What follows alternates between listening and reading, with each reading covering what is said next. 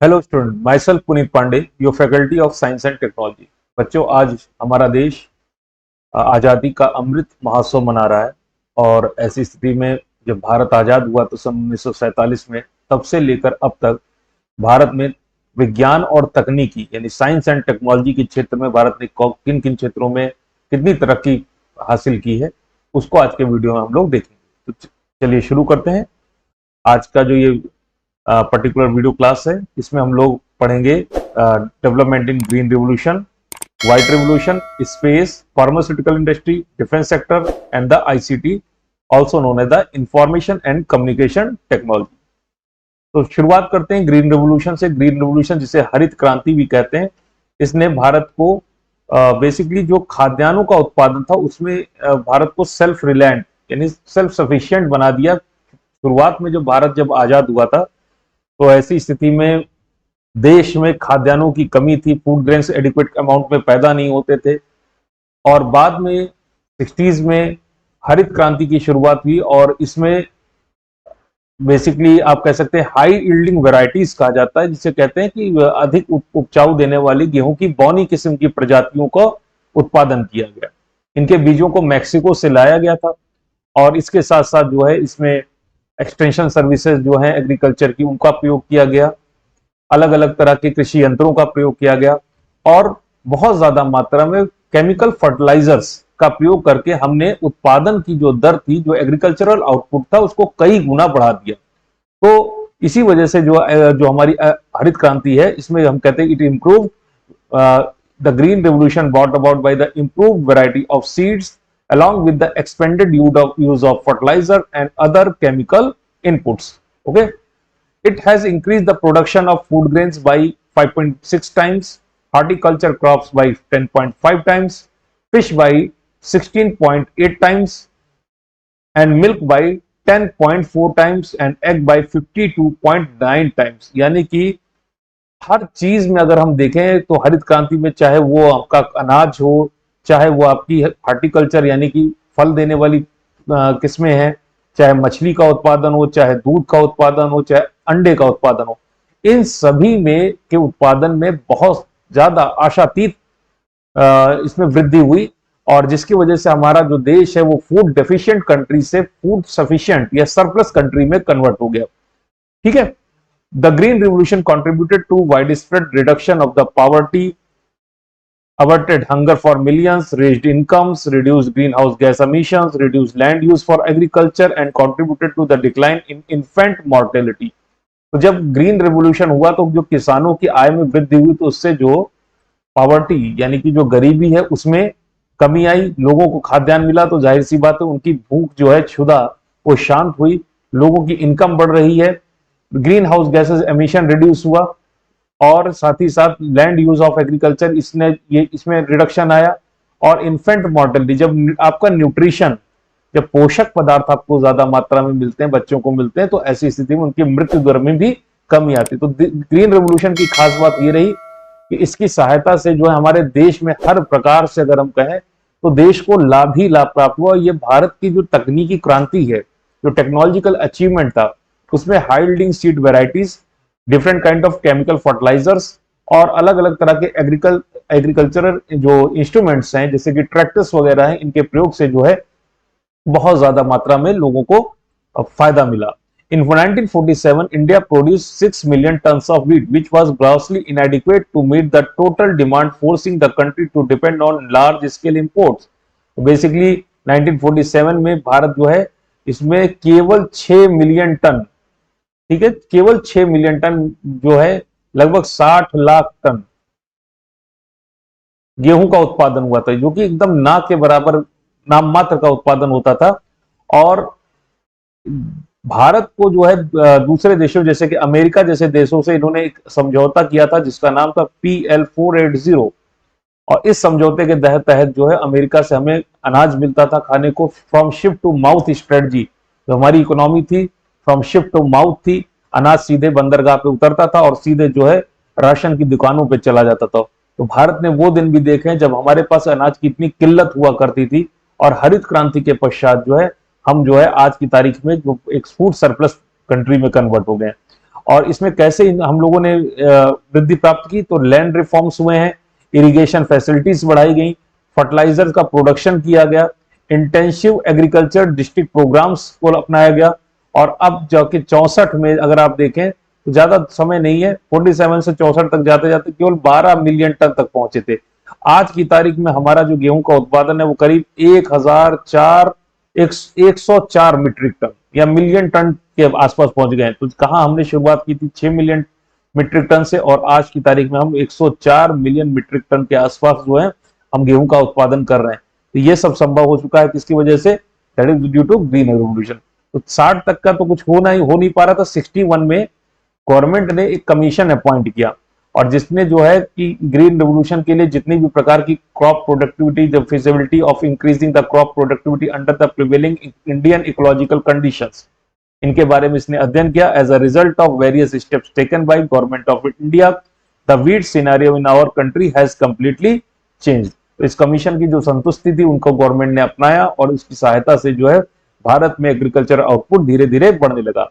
In the post independence era, country used to import wheat from our need, but due to bumper increase in the production and the productivity of wheat in the green revolution period in late 60s, our country becomes self-dependent in wheat production.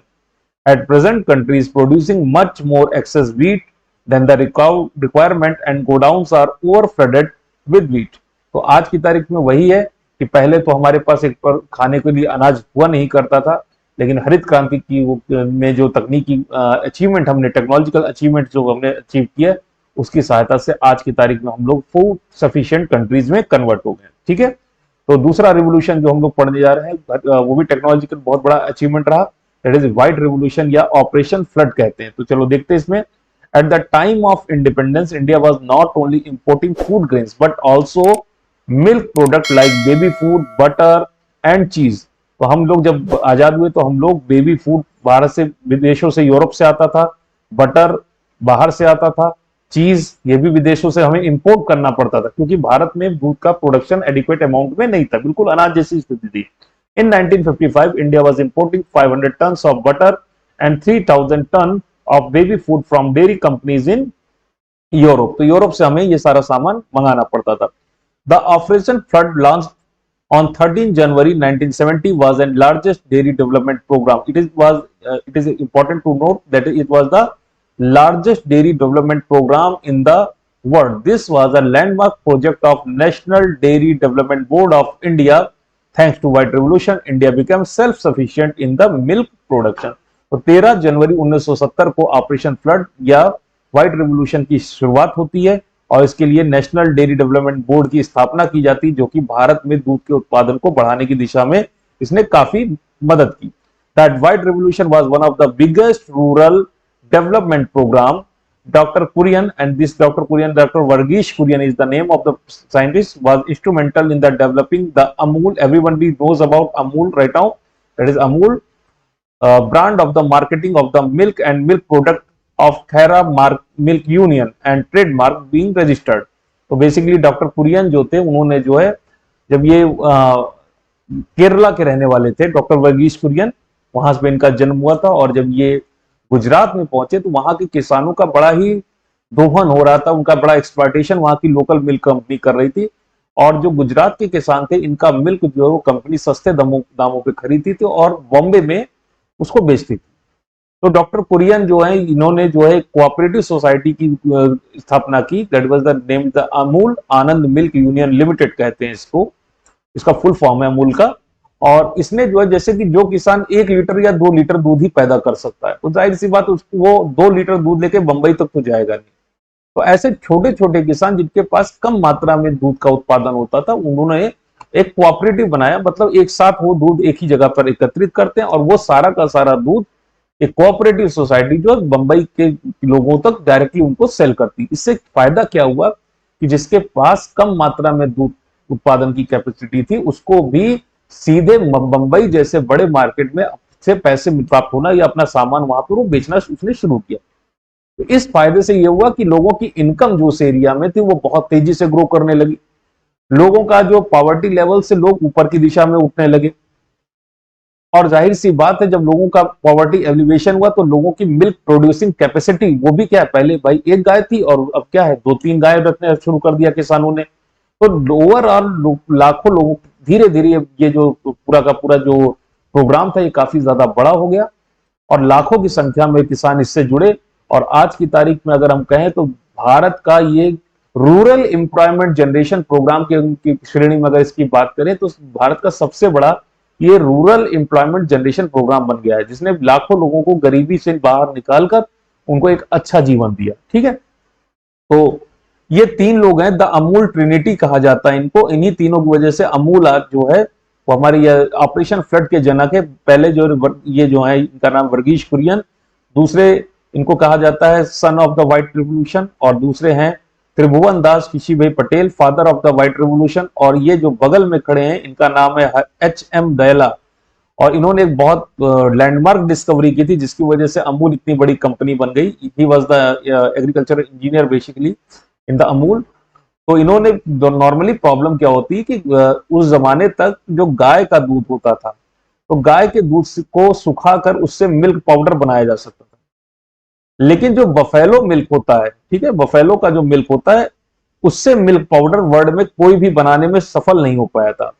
तो doctor HM दलाया ने जो काम किया कि उन्होंने buffalo के milk को spray gun की सहायता से इसको स्प्रे किया थोड़ी थोड़ी ड्रॉपलेट्स में, और उसको जब ड्राई किया गया तो जाहिर सी बात है उससे क्या बन गया, मिल्क पाउडर बनके तैयार हो गया।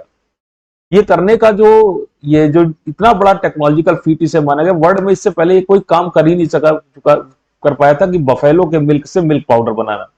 अब सोचो अगर अमूल के पास इससे फायदा क्या हुआ कि वो किसानों से ज्यादा मात्रा में दूध खरीद लेती थी, और अगर जिसके पास सरप्लस दूध बच जाता है, एक्स्ट्रा दूध बच जाता है, तो उसका वो मिल्क पाउडर बनाकर उसको यूरोपियन कंट्रीज में बेच देती थी। तो इसमें यहाँ पर जो मिल्क का लॉस था वो किसी भी तरह का मिल्क का लॉस नहीं हुआ, और इसी वजह से जो है अमूल देश में बहुत तेजी से फैला और इसमें बहुत सारे किसान जुड़े। Korean model of cooperative capitalism permeated into the lives of millions of the dairy farmers to get empowered. The huge success of model got growing appreciation and culminated in the creation of National Dairy Development Board in 1965 with the Dr. Kunien as its founder chairman. तो doctor Kurien को national dairy development board का जो chairman है sir 1965 में बनाया गया। But then Prime Minister Sri Lal Bahadur Shastri asked Dr. Kurian to replicate the Anand model throughout the country.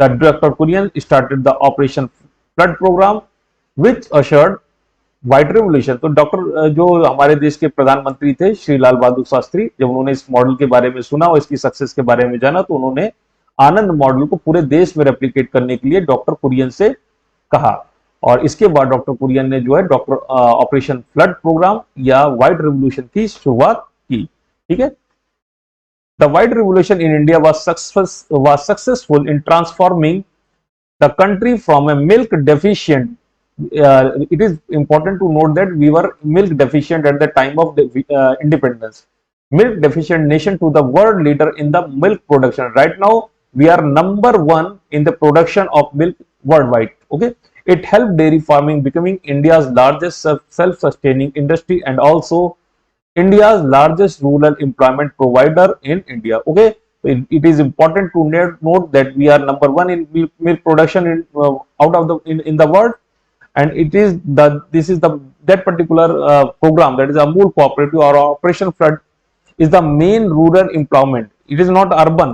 Okay, it is important to note that is the rural employment provider in India. So how does this happen? How does millions of farmers and poor people get uplifted from the clutches of poverty? It due to technological achievements and due to ingenious cooperative method of doctor Verghese Kurien. Okay, तो कहीं ना कहीं हमें दिखाई पड़ता है कि जो साइंस एंड टेक्नोलॉजी उसने हमारे देश में अनाज जो था, अनाजों का उत्पादन उसमें वृद्धि की और लोगों का पेट भरा। इसने दूध के उत्पादन में वृद्धि की और देश में लोगों का, जो छोटे बच्चे हैं या सभी लोगों के लिए दूध की उपलब्धता सुनिश्चित कराई। इसके साथ साथ हम जो है अपने देश के जो मिल्क प्रोडक्ट्स हैं, डेयरी प्रोडक्ट्स हैं, इनको विदेशों में भी बेचते हैं। तो जाहिर सी बात है विदेशी मुद्रा अर्जित करके देश के कोष में इसने बहुत बड़ा एक योगदान दिया। ठीक है, तो ये दोनों के दोनों टेक्नोलॉजिकल अचीवमेंट के बड़े अच्छे एग्जांपल हैं। तीसरा जो सब लोग बड़ा फेमस है, हम लोग कई बार पढ़ते भी आए, स्पेस। और स्पेस की शुरुआत में देखते हैं कि 1947 से अभी तक हमने कितनी यात्रा तय की है। और ये नाम किसी से छुपा हुआ नहीं है। ISRO, Indian space research organisation, was found in 1969। ISRO was superseded the erstwhile Indian National Committee for Space Research, INCOSPAR। तो इसरो से पहले जो संस्था थी उसका नाम था इनकोस्पार, और उसी को कन्वर्ट कर दिया गया किसमें, इसरो में। और जो चीफ जो साइंटिस्ट, बड़े साइंटिस्ट में नाम आता है Vikram Sarabhai, he was a visionary. और उन्होंने इसरो में सारे के सारे काम, जितने भी बड़े रॉकेट्स और जितने भी भविष्य के जितने भी प्रोग्राम थे, उन्होंने, इनको आप कह सकते हैं पितामह of rocket industry in India. ठीक है, तो विक्रम साराभाई जो है, having identified the role and importance of space technology in a nations development, provided ISRO the necessary direction to function as an agent of development. ये जमाना देखिए कि जब इसरो कितनी हम्बल इसने शुरुआत की थी, बाइसाइकिल पर ये जो रॉकेट्स रखे जा रहे हैं, और ये जो रॉकेट, इनको कहते हैं साउंडिंग रॉकेट्स। ये स्पेस में नहीं जा सकते ये रॉकेट्स, और ये बेसिकली रॉकेट्स जो है साउंडिंग रॉकेट्स हैं, और ये लोअर एटमॉस्फेयर तक जाते हैं। तो शुरुआत इसरो की बड़ी हम्बल रही। Thumba equatorial rocket launch system, launching system है, वहां पर ये इन तरह के रॉकेट्स का परीक्षण किया जाता था। और अगर आप ये इमेज देखें, इसमें एक बैलगाड़ी पर आपको सैटेलाइट रखा हुआ दिखाई पड़ेगा। ऐसी रिमार्केबल इमेजेस, मेमोरेबल इमेजेस जो हैं, ये इंडिया का जो रॉकेट प्रोग्राम है, जो स्पेस प्रोग्राम, उसकी जर्नी है। और सोचिए हम कहां से, इस बैलगाड़ी से हम कहां से उठ के पहुंचे हैं, हम मंगल ग्रह तक पहुंच गए हैं।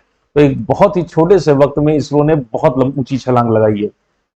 From designing Aryabhata in 1975, India road traveled a long way and reaches up to the point where she launched 104 satellites in orbit at one go। सबसे पहला सैटेलाइट जो हमने लॉन्च किया था उसका नाम था आर्यभट्ट, और आर्यभट्ट 2 रुपए की इस नोट के ऊपर भी आर्यभट्ट की इमेज होती थी। ठीक है, और इसको हमने जो है बेसिकली आर्यभट्ट को हमने यूएसएसआर, यानी कि जिसको आज की तारीख में रशिया कहते हैं, रशिया की सहायता से ये हल्का सैटेलाइट हमने, क्योंकि हमारे पास सैटेलाइट बनाने की तो क्षमता आ गई थी, लेकिन इसको लॉन्च करने के लिए जो लॉन्च व्हीकल होता है, जिसको आप कहते हैं रॉकेट, ये रॉकेट बनाना बड़ा मुश्किल होता है। रॉकेट को बनाना, उसको अंतरिक्ष में भेजना, और उस रॉकेट की सहायता से सैटेलाइट को ऑर्बिट पे पहुंचा देना, ये बहुत ही टफ काम होता है। रॉकेट बनाना जो satellite banana, it is a comparatively easier task. India में कई सारी यूनिवर्सिटीज हैं, कई सारे डिग्री कॉलेजेस के बच्चे हैं जिन्होंने भी माइक्रो सेट, छोटे मिनी सेट और नैनो सैटेलाइट्स बनाए हैं। तो satellite banana it's comparatively easier task, students भी बनाते हैं। लेकिन हाँ, उसको स्पेस में लॉन्च करना it's a very difficult task. India के पास उस वक्त 1975 का वक्त है, और तब तक भारत की में जो इसरो है, इसके पास इतनी कैपेबिलिटी नहीं डेवलप हुई थी कि हम अपना खुद का बनाया सैटेलाइट, खुद के बनाए रॉकेट से अंतरिक्ष में भेज पाए। लेकिन आज की तारीख में अगर हम देखते हैं तो हमारे पास PSLV और GSLV जैसे बड़े पोलर सैटेलाइट लॉन्च व्हीकल और जियो स्टेशनरी सैटेलाइट लॉन्च व्हीकल जैसे बड़े बड़े आप कह सकते हैं लॉन्च व्हीकल हैं। और शुरुआत हमने की थी SLV से, सैटेलाइट लॉन्च व्हीकल। दूसरा था ASLV, जिसका नाम था एगमेंटेड सैटेलाइट लॉन्च व्हीकल। फिर तीसरा सबसे ज्यादा इंपॉर्टेंट जो है वो है PSLV, सबसे ज्यादा सैटेलाइट इसी के द्वारा भेजे गए हैं भारत के द्वारा, पोलर सैटेलाइट लॉन्च व्हीकल। और चौथा है आपका GSLV, जियो स्टेशनरी सैटेलाइट लॉन्च व्हीकल। और इससे भी ज्यादा पावरफुल यही GSLV में, अगर ये बगल में बूस्टर हम और 2 जोड़ देते हैं तो ये बन जाता है GSLV Mark 3। और जाहिर सी बात है जियो स्टेशनरी ऑर्बिट जो सबसे ज्यादा दूर की ऊंचाई की ऑर्बिट है, कितनी ऊंचाई की, लगभग 36,000 किलोमीटर ज्यादा ऊंची ऑर्बिट में हम जो है वो काफी भारी सैटेलाइट्स को वहां पर ट्रांसफर कर सकते हैं इन रॉकेट्स से। तो ये जाहिर सी बात है, रॉकेट्स बनाना, हमारे बगल में केवल एक ही पड़ोसी देश है, उसका नाम है चीन। उसी के पास ये इस तरह के रॉकेट्स बनाने की क्षमता है। बाकी आसपास में अगर आप देखिए तो किसी भी पड़ोसी देश के पास इस तरह के लॉन्च व्हीकल बनाने की और उनका प्रयोग करने की कैपेसिटी मौजूद नहीं है। तो जाहिर सी बात है बहुत बड़ा टेक्नोलॉजिकल अचीवमेंट था इसरो के पर्सपेक्टिव से देखे या इंडिया के पर्सपेक्टिव से देखा जाए। The launching cost of India, अच्छा इसमें इंटरेस्टिंग चीज है, इन सारे के सारे लॉन्च व्हीकल्स में जो ये हमारा PSLV है, इससे लॉन्च करना बहुत ज्यादा सस्ता है, ये बड़ा चीप है, इसमें बहुत सारे पैसे बच जाते हैं। और इस वजह से हम जब भारत कभी सैटेलाइट लॉन्च करता है तो ये काफी सस्ता पड़ता है, पर केजी जो डॉलर की कीमत है यहाँ पर वो काफी ज्यादा सस्ती पड़ती है। और इसलिए विदेशी जो मुल्क है जैसे सिंगापुर है, मलेशिया है, आसपास के जो छोटे देश हैं, वो इंडिया के, इवन नासा और यूरोपियन स्पेस एजेंसी जो है उनको जब अपने सैटेलाइट्स स्पेस में भेजने होते हैं, हल्के सैटेलाइट स्पेस में भेजने पड़ते हैं, तो इंडिया से कांटेक्ट करता है और हम कम दामों पर और अपना प्रॉफिट बनाते हुए उनके सैटेलाइट्स को अंतरिक्ष में पूरी कुशलता के साथ उनको हम ऑर्बिट में प्लेस करते हैं। और जाहिर सी बात है, ये भी हमारा एक बहुत बड़ा टेक्नोलॉजिकल अचीवमेंट कह सकते हैं कि इतनी एक्यूरेसी से इतने ज्यादा सैटेलाइट्स को हम और इतनी प्रिसीजन के साथ ऑर्बिट में डालते हैं, वो भी वर्ल्ड में सबसे कम दामों पर, thanks to the PSLV. The launching cost of the India is so much low that many foreign countries are lined up to launch their satellite from our launch vehicles. India carried out its most successful mission to Mars. Nobody forget this mission Mangalyaan, Moon, that was a Chandrayaan, and in future we are planning to go for the Venus, that will be a Shukrayaan. तो मंगलयान, चंद्रयान और मंगलयान की ये image और red planet पर मंगलयान है, that is orbiter mission. ये आपका चंद्रयान 1 है, ये भी ऑर्बिटर मिशन था।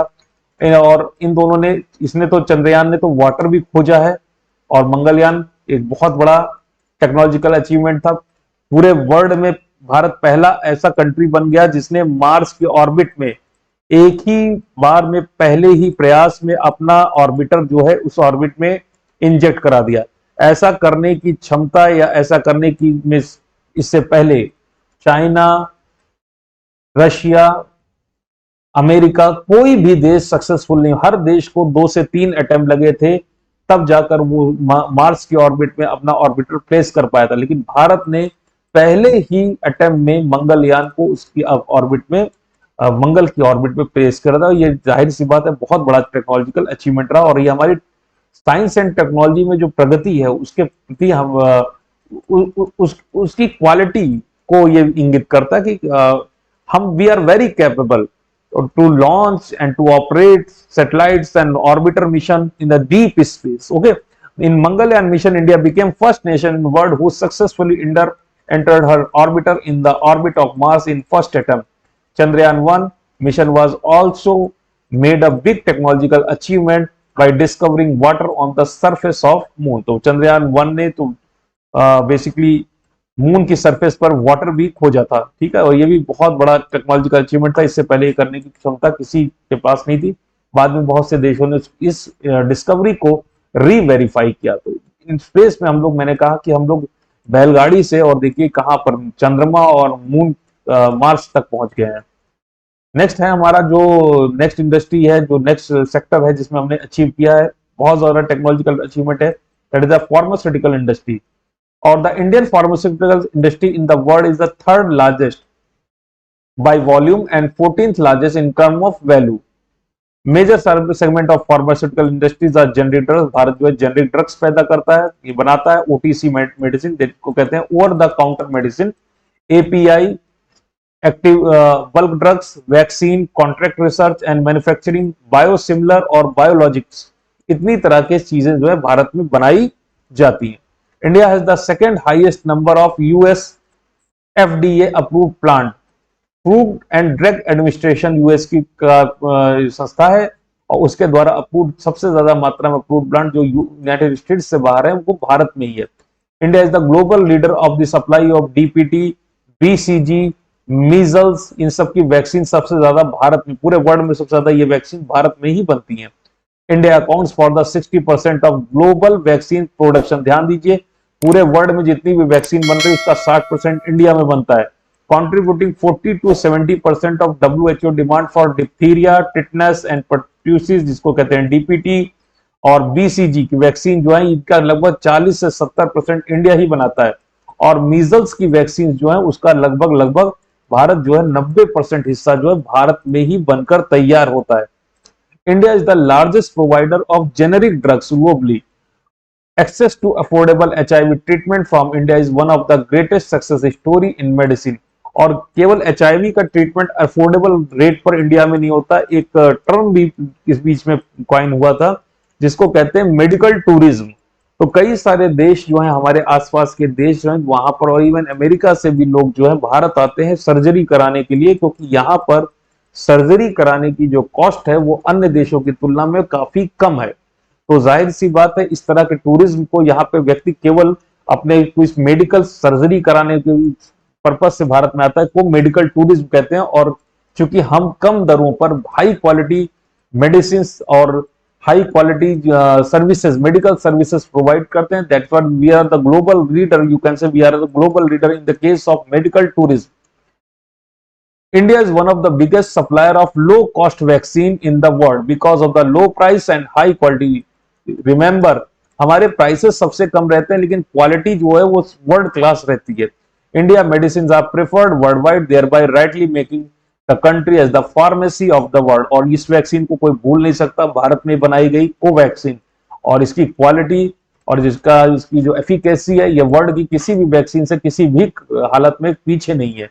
It is one of the best technological achievement achieved by India so far. The pharma sector currently contributes 1.72% of the country's GDP. India pharmaceutical sectors forms a major component of the country's foreign trade with attractive avenues and opportunities for investors.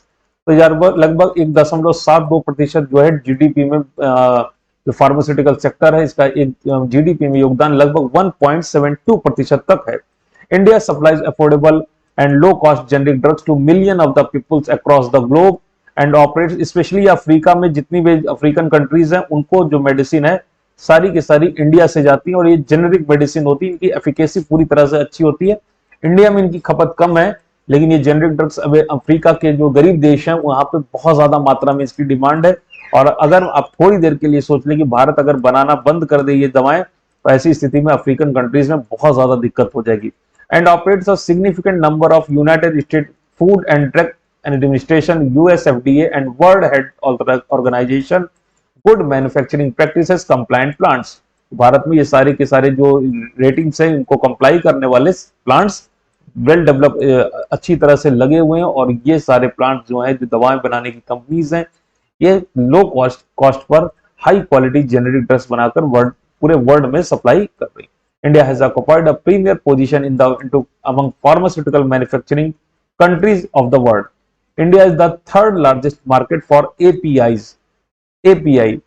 globally, and 8% global API industry. 500 different API are manufactured in India, and it contributes 57% of API to pre-qualified list of WHO.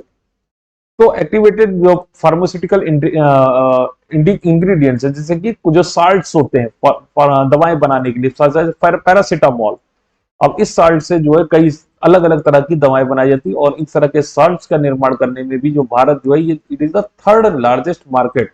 Okay, तो ये जो है भारत जो है बहुत ज्यादा API में भी अगर हम कहें तो तीसरे नंबर पर आता है और 500 अलग अलग तरह के जो सॉल्ट्स हैं दवाओं के वो भारत बना रहा है। नेक्स्ट सेक्टर में जो हम लोग बात करेंगे that is the defence sector, और डिफेंस सेक्टर में हम जाते हैं। India started her journey in the defence sector by establishment of DRDO in 1958। ध्यान दीजिए 47 में भारत आजाद हुआ और ये बात हो रही 50 लगभग 11 साल बाद भारत की आजादी के डीआरडीओ की स्थापना हो रही है। Overall this year our defence sector achieved so many milestone that even a super power of world look at us with respect. India carried out its first nuclear bomb test in Pokhran with code name of Smiling Buddha in 1974 और ये वहां की images हैं। 18 मई 1974 की बात है और भारत में जो स्माइलिंग बुद्धा का टेस्ट हुआ था that was the atomic bomb test और it was under the leadership of everybody knows her Mrs Shrimati Indira Gandhi. और Shrimati Indira Gandhi was the prime minister of at that time और उनके लीडरशिप में ये टेस्ट किया गया था। ठीक है, और आफ्टर दिस इन 1983 ये इंदिरा गांधी का दूसरा बहुत बड़ा अचीवमेंट था। 1983 में जो है मिसेस गांधी ने एक मिसाइल डेवलपमेंट प्रोग्राम के लिए हरी झंडी दी थी जिसका नाम है integrated missile development programme, IGMDP कहते हैं इसको। और आईजीएमडीपी में एक साथ कई सारी मिसाइलें डेवलप हुई जिसकी वजह से आज हमारे देश के पास अग्नि, पृथ्वी, आकाश, नाग और एक और मिसाइल बनी थी जिसका नाम था त्रिशूल, वो बाद में डिकमीशन कर दी गई। फिलहाल हमारे पास ये 4 मिसाइलें इसी प्रोग्राम से ये मिसाइलें पैदा हुई। This missile system can neutralise targets located as far as Europe, तो अप टू द यूरोप, जो यूरोप तक जो है ये अगर हम जम्मू कश्मीर को सेंटर बनाए, ठीक है, तो ये जो है हमारी जो मिसाइलें लगभग अमेरिका तक पहुंच रही, यूरोप तो छोड़िए अमेरिका तक पहुंच रही। और अगर आप किसी सबमेरीन वगैरह से, अगर हमारे पास जो न्यूक्लियर सबमेरीन अगर है, इन सबमेरीन से अगर हम फायर करें तो पूरे वर्ल्ड में हम कहीं भी आज की तारीख में अपनी मिसाइलें जो है वो वहां तक उनके वारहेड्स को पहुंचा सकते हैं। और ये खूबसूरत मिसाइलें हमारी अग्नि, पृथ्वी, आकाश और त्रिशूल, ये अलग अलग मिसाइलें और इनके अलग अलग फंक्शन है, ये सब की सब एक ही प्रोग्राम से निकली है जिनका नाम है IGMDP, लेटर ऑन इन 1998। और ये दूसरा जो हमारा एटॉमिक परीक्षण हुआ था 1998 में, ये भी पोखरण में हुआ था, लेकिन इस बार जो प्रधानमंत्री थे अटल बिहारी वाजपेयी जी थे। और ये वहां की आइकॉनिक इमेज है जहां पर अटल बिहारी वाजपेयी, जॉर्ज फर्नांडिस और डॉक्टर APJ अब्दुल कलाम, ये सब एक साथ में है। और ये जो है दूसरा हमारा टेक्नोलॉजिकल अचीवमेंट रहा। और इसके बाद भारत के ऊपर काफी सारे प्रतिबंध भी लग गए थे, लेकिन हम सब उनसे ऊपर कर अब बहुत आगे आ गए हैं। और इसकी वजह से भारत जो है पूर्ण तरह से पूर्ण प्रभुत्व संपन्न का आप कह सकते हैं, पूर्ण क्षमतावान परमाणु देश या न्यूक्लियर सुपर पावर में कन्वर्ट हुआ। After Pokhran 2, India developed a range of new missile system like supersonic cruise missile BrahMos, और एवरीबॉडी नोज ये वर्ल्ड की एकमात्र सुपरसोनिक क्रूज मिसाइल है। आवाज की रफ्तार से ज्यादा तेज गति पर चलने वाली क्रूज मिसाइल वर्ल्ड में केवल इंडिया और रशिया, इन दोनों देशों ने मिलकर ये मिसाइल बनाई है। इंडिया और रशिया का ज्वाइंट वेंचर है। पूरे वर्ल्ड में केवल इन्हीं दो देशों के पास ये मिसाइल है, और पूरे वर्ल्ड में इस तरह की सुपरसोनिक क्रूज मिसाइल अमेरिका के पास भी नहीं है। लाइट कॉम्बैट एयरक्राफ्ट हमने बनाया LC, ये तेजस शॉर्ट में कहते हैं, बड़ा ही बेहतरीन सिंगल इंजन का प्रोग्राम एयरक्राफ्ट है। ड्रोन सिस्टम बनाया जिसमें आपके रुस्तम नाम का ड्रोन बना। अर्जुन टैंक जो कि हमारा MBT मिल बैटन टैंक है। इंसास राइफल्स, ये सारी चीजें बनी। ये देखिए आपकी इंसास राइफल है, इंडियन स्मॉल आर्म सिस्टम इसका शॉर्ट फुल फॉर्म होता है। और इसको DRDO ने विकसित किया। अत्याधुनिक हल्की राइफल है, और इसकी जो मैगजीन है ये प्लास्टिक की होती है, ठीक है। इस वजह से राइफल का जो वेट है वो कम होता है। और ये हमारा सिंगल इंजन, अगर आप देखेंगे तो इसमें एक सिंगल इंजन लगा हुआ है, LC है, कावेरी इंजन है, लाइट कॉम्बैट एयरक्राफ्ट है, सिंगल इंजन है, बहुत ही हल्का सुपरसोनिक रफ्तार से चलने वाला प्लेन है, और अपनी कैटेगरी में बेहतरीन। और कई सारे देशों से इसको खरीदने के लिए ऑर्डर्स मिल रहे हैं। तो मेक इन इंडिया का एक बहुत ही अच्छा टेक्नोलॉजिकल अचीवमेंट है हमारा। ऑन 27 मार्च ऑन 2019, इतना बड़ा अचीवमेंट तो शायद कभी हुआ ही नहीं था। India destroyed a satellite in low earth orbit by its new ASAT missiles. Only 3 other countries, USA, Russia and China, are capable of destroying any satellite in space. तो भारत ने जमीन के टारगेट तो छोड़िए, स्पेस में जो सैटेलाइट, अंतरिक्ष में जो सैटेलाइट पृथ्वी का चक्कर लगा रहा है, उसको पृथ्वी से मिसाइल छोड़कर उसको मार गिराया। तो ये एक विशेष तरह की मिसाइल थी जिसका नाम है ASAT। ये मिसाइल का नाम है एंटी सैटेलाइट मिसाइल।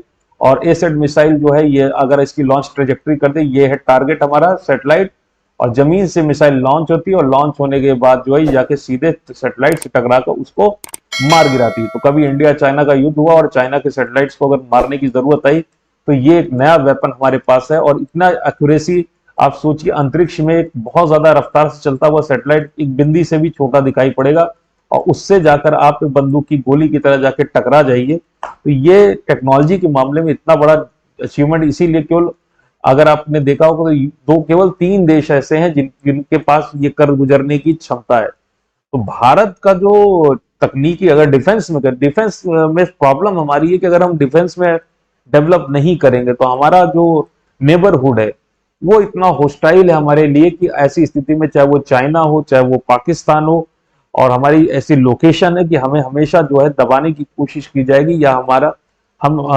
हमें हमारे ऊपर युद्ध थोपे जा सकते हैं। और शक्ति से जो है, बलस्य मूल्यम विज्ञानम, बल के मूल में विज्ञान है। और DRDO और जो भारत सरकार है, भारत जो हमारा देश है, वो ये बहुत अच्छी तरह से जानता है कि विज्ञान और तकनीकी, इन दोनों में जितना हम ज्यादा से ज्यादा अचीव करेंगे उतना ही ज्यादा हमारे देश में शांति स्थापित रहेगी, हमें युद्धों में कम जाना पड़ेगा, और हमारा देश उतना ही ज्यादा तरक्की करेगा। ठीक है, तो आगे चलते हैं। आखिरी सेक्शन है जो कि इंफॉर्मेशन एंड कम्युनिकेशन टेक्नोलॉजी। और अगर इस वक्त मुझे आप देख रहे हैं, सुन रहे हैं, तो ICT, इंफॉर्मेशन और कम्युनिकेशन टेक्नोलॉजी, 1998 से पहले, अगर 1998 से पहले की बात करें, अगर इस वक्त ये वीडियो लेक्चर आप YouTube पे देख रहे होते या किसी और सोशल मीडिया प्लेटफॉर्म पे देख रहे होते, उस जमाने में तो सोशल मीडिया प्लेटफॉर्म भी नहीं थे, ये स्मार्टफोन या लैपटॉप जो आपका है वो भी शायद नहीं बना था। और इतनी रफ्तार से, इस डाटा की स्पीड से आप इस वीडियो का आनंद नहीं ले पा रहे होते। तो ये जो 20 साल 30 साल के अंतर में हमारा जो देश है उसने इतनी तेजी से तरक्की की, वो इंफॉर्मेशन एंड कम्युनिकेशन टेक्नोलॉजी में हमने बहुत बड़ा अचीवमेंट किया। और ये बात केवल सोशल मीडिया की नहीं, ये बात केवल व्हाट्सएप या फेसबुक की नहीं, ये बात उस आम किसान की है जिसे अपनी फसल के बारे में, उसका उत्पाद है, उसकी मंडी में वर्तमान में कीमत क्या है वो पता चल जाती है, जिसे अपनी खेत की खतौनी और अपनी जमीन के कागजात जो है उसको तुरंत ही उसको उसके अभिलेख जो है उसको गवर्नमेंट की वेबसाइट्स पे प्राप्त हो जाते, उसे किसी सरकारी मुलाजिम के चक्कर आज की तारीख में नहीं लगाने पड़ते। ये अचीवमेंट उनके लिए भी है जिनके खाते में सीधे सरकार के द्वारा भेजी गई सब्सिडी उनके सीधे खातों में डायरेक्ट बेनिफिट ट्रांसफर की सहायता से ट्रांसफर हो जाती है। ये अचीवमेंट उनके लिए भी है जो आधार कार्ड जैसी सुविधा का उपयोग इंफॉर्मेशन एंड कम्युनिकेशन टेक्नोलॉजी से अंगूठा लगाते ही उनके खाते में जो पैसा है उनको मिल जाता है अलग अलग कियोस्क से, और साथ ही साथ उन्हें उचित दर पर राशन कार्ड मिल रहा है। तो ये जो इंफॉर्मेशन और कम्युनिकेशन टेक्नोलॉजी केवल बड़े और अमीर लोगों की बात नहीं रह गई, ये केवल प्रभुत्व संपन्न लोगों की बात नहीं, ये हर गरीब तबके, गरीबी रेखा के नीचे से रहने वाले व्यक्ति से लेकर रतन टाटा तक जैसे लोगों तक हर आदमी के जीवन को इसने छुआ है और जीवन को इसने आमूल चूल तरीके से बदला है। तो ये सबसे बड़ा अचीवमेंट जो है हमारा, अगर हम देखें इन सारे अचीवमेंट्स में, और जो भविष्य में भारत को सुपर पावर बनाएगा, that is the information and communication technology. चलिए इस पे बातें करते हैं।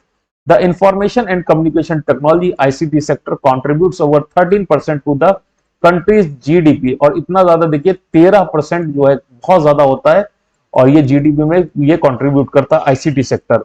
India's digital economy generates about 200 billion of economic value annually from the business process management ITBM। और भारत जो है हर साल $200 बिलियन तक की विदेशी मुद्रा अर्जित करता है। किन किन चीजों से? ई कॉमर्स जैसे कि अमेजॉन जैसी वेबसाइट्स हैं, domestic electronic manufacturing, digital payments जो आप लोग भीम या रुपे कार्ड से करते हैं, डिजिटल कम्युनिकेशन सर्विसेज जैसे कि टेलीकॉम्स वगैरह। और 2025 तक ये जो 200 बिलियन है ये करीब करीब जो है डिजिटल इकोनॉमी के 800 बिलियन तक कन्वर्ट होने वाली है। तो एक्सपोनेंशियल तरीके से भारत जो है उसमें डिजिटलाइजेशन जो है वो ग्रोथ कर रहा है। India is adopting digital technology rapidly with more than 207 million Indians coming online in last 5 year. तो आप देखिए 5 सालों में 20 करोड़ से ज्यादा के जो लोग थे, भारतीय थे, वो ऑनलाइन आ गए। Smartphone penetration has increase manifold from 5.5 पर 100 पीपल इन 2013 टू 26.2 पीपल पर 100 इन दिसंबर 2018। तो 5 साल के अंदर जो 5 लोगों से लगभग 5.5 लोगों से प्रति 100 व्यक्ति पर अगर हम देखें तो 26 लोग, लगभग 1/4 लोगों के पास आजकल आज स्मार्टफोन आ गया। बेसिक फोन की बात नहीं हो रही यहाँ पे, पूरी तरह से एक स्मार्टफोन की बात हो रही है, वो लोगों तक पहुंच गया है। Monthly mobile data consumption per user has increased by 54 times since mid-2016. Monthly fixed line data consumption per user has reached 18.3 GB in 2018 and 7.1 from 7.1 GB to 2014। तो लगभग अगर आप देखें तो 2 गुने से ज्यादा की वृद्धि जो है डाटा कंजप्शन में आपको दिखाई पड़ रही है। India has second largest consumer base with 1.2 billion mobile subscription। देश की आबादी 1 बिलियन के आसपास है, 1 बिलियन, और हमारे पास 1.2 बिलियन मोबाइल फोन सब्सक्रिप्शन है। And second largest internet subscriber base with 560 million internet subscription as of September 2018। The Indian government has issued more than 1.2 billion Aadhaar uniquely digitally verifiable identity to Indians which is largest national roll out globally. और जैसे मैंने अभी आपको बताया कि direct benefit transfer हो, चाहे आपको राशन मिलने की बात हो, चाहे आपको पासपोर्ट बनाना हो, कोई भी काम हो, तो उसमें ये जो डिजिटल आइडेंटिटी हो, इस पे ये देखिए QR कोड भी बना हुआ है, और इस QR कोड और ये बायोमेट्रिक कार्ड है, और ये पूरी तरह से इंफॉर्मेशन एंड कम्युनिकेशन टेक्नोलॉजी की वजह से ही संभव हो सका। Indian internet user recorded 12.3 billion apps download in 2018। India now has more than 294 million active social media users and 200 million user active on instant messaging services like WhatsApp. तो हमारा जो graph है अगर हम देखें तो ग्राफ लगातार जो है एक्सपोनेंशियल तरीके से सीधे सीधे जो है अगर हम देखें तो ये बढ़ता चला जा रहा है, और लोगों के ज्यादा से ज्यादा लोगों के पास डिजिटल जो इकोनॉमी है और डिजिटल जो पेनिट्रेशन है digital information and communication technology का, ये लगातार बढ़ता जा रहा है। India correctly has approximately 1.45 million kilometres, लगभग 15 lakh kilometre of optical fibre cable and less than a quarter of the towers are fibre connected. India is working on one of the world's largest rural optic fiber rollout in the world with an aim to connect 6 lakhs villages to broadband via flagship BharatNet। और जब ये भारतनेट आ जाएगा तो भारतनेट जो है, भारतनेट में optical fibres की सहायता से जो हम लगभग 6 लाख गांवों को हम इससे जोड़ रहे हैं, उनकी ग्राम पंचायतों को जोड़ेंगे। और आप सोच भी नहीं सकते कि आने वाले समय में जो गांव का आम आदमी है, जो कम पढ़ा लिखा है, वो भी इस रूरल इकोनॉमी जो डिजिटल पेनिट्रेशन है, डिजिटल डिवाइड इससे कम होगा, और जाहिर सी बात है लोगों के जो जीवन स्तर है उसमें वृद्धि होगी। इसके साथ साथ अगर हम देखें तो भारत लगातार आर्टिफिशियल इंटेलिजेंस, अगर हम कहें कि मशीन लर्निंग, अगर कहा जाए कि स्मार्ट सिटीज, स्मार्ट होम और अन्य तरह की जो डिजिटल टेक्नोलॉजीज हैं जैसे कि आप कह सकते हैं ब्लॉकचेन वगैरह, ऑगमेंटेड रियलिटी, वर्चुअल रियलिटी, इसमें भी जो है भारत बहुत ज्यादा मात्रा में निवेश कर रहा है। और लोगों का अगर जीवन स्तर देखें तो आने वाले समय में इन सारी टेक्नोलॉजी और 5G सर्विसेज के रोल आउट के बाद काफी तीव्र गति से यह इसमें बदलेगा। तो कहाँ हम लोग, एक जमाना था जब हम लोग टेलीग्राफिक लाइन या बेतार के तार से जुड़े होते थे, टेलीग्राफिक लाइन कहा जाता था, और ट्रंक काल के जमाने से उतरकर हम लोग जो है 5G के जमाने में जा रहे हैं। तो ये भारत का 1947 के बाद का अगर मेरे हिसाब से कहें तो सबसे बड़ा टेक्नोलॉजिकल अचीवमेंट रहा है। ग्रीन रेवोल्यूशन और व्हाइट रेवोल्यूशन के बाद उसने हमारा पेट भरा, और ये जो है आईसीटी जो है हमें आपस में जोड़ रहा है और हमें जो है ज्ञान की प्राप्ति करा रहा है। आप भी आईसीटी की सहायता से, इंफॉर्मेशन एंड कम्युनिकेशन टेक्नोलॉजी की सहायता से इस वक्त ज्ञान की प्राप्ति कर रहे हैं। तो आज की क्लास यहीं तक, फिर मुलाकात होती है अगली बार। धन्यवाद।